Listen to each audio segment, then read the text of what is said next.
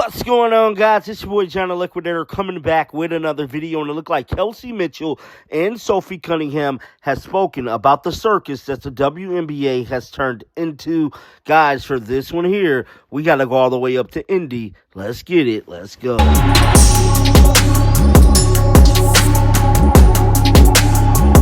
I am here to tell you the Fever winning streak is over, bruh.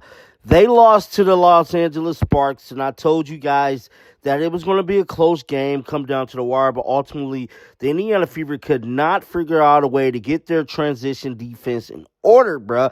I mean, every time the Sparks was on a transition run, they made a layup. The Fever just was like deer in the headlights.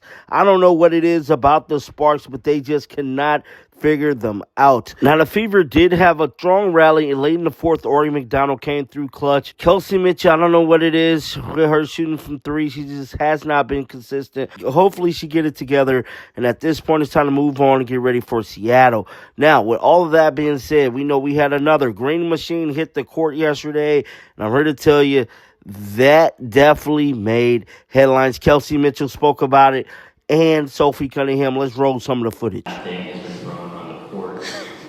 I was just curious, are you guys able to quantify like the level of frustration that fans seemingly have for the disrespect that fans have for you guys? Because clearly you don't see this in NBA games, but you see this 3 times already within like the last couple of games. We don't know who those people are. We're a product. We like to think that we come to play the game and people want to see us play.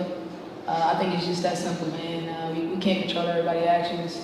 To the person or people who think it's cool, hats off to you. And to the higher power, I hope they keep praying for you. But for us, we want to keep the main thing. And I think that's about the basketball for both teams. So to those fans who do disrespect us, I like to think that you guys, hope to apologize, sooner rather than later. But I think we got to keep the main thing right now.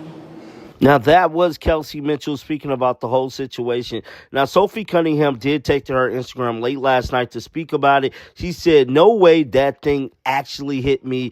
I knew I shouldn't have tweeted that." And she ultimately tweeted last week, "We need to quit throwing green machines at the game." That is these weird fans. But with all that being said, Stephanie White opened up about this loss, man.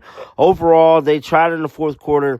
I just think at this point, Kelsey Plum got their number. She been had their number since she was at Las Vegas. And Kelsey Plum is the ultimate kryptonite for this new age Indiana Fever basketball team.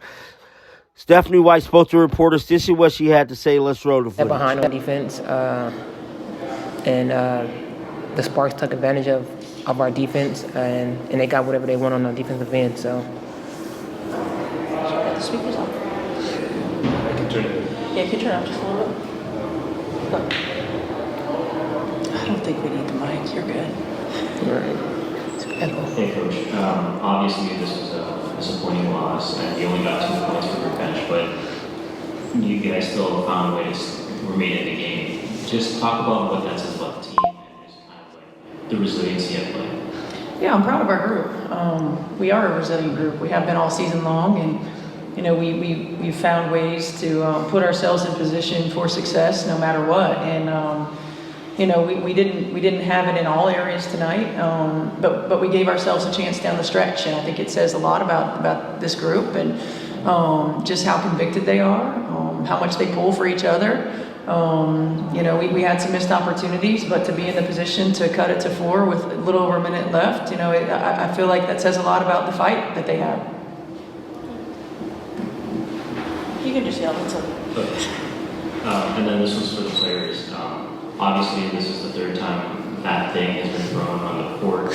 And I was just curious, are you guys able to quantify like the level of frustration that fans seemingly have for the disrespect that fans have for you guys? Because clearly you don't see this in NBA games, but you see this 3 times already within like the last couple of games. We don't know who those people are. We're a product. We like to think that we come to play the game and people want to see us play. I think it's just that simple, man. We can't control everybody's actions. To the person or people who think it's cool, hats off to you. And to the higher power, I hope they keep praying for you. But for us, we want to keep the main thing, and I think that's about the basketball for both teams. So to those fans who do disrespect us, I like to think that you guys, hope to apologize, sooner rather than later. But I think we got to keep the main thing right now.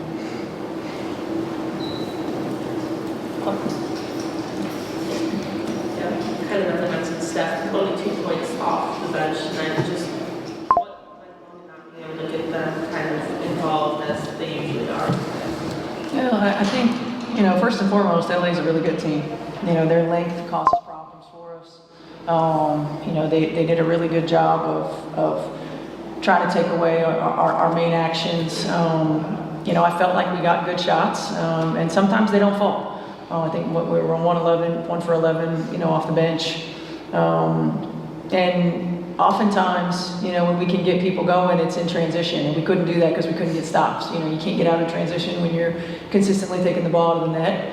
And for us, we felt like we had enough offensively, but we didn't get it done on the defensive end of the floor. So I'm not worried about, our bench. I felt like we still missed open opportunities. We didn't take shots when they presented themselves, but they're going to make shots, and there's no doubt about that. But we got to get better on the defensive end of the floor.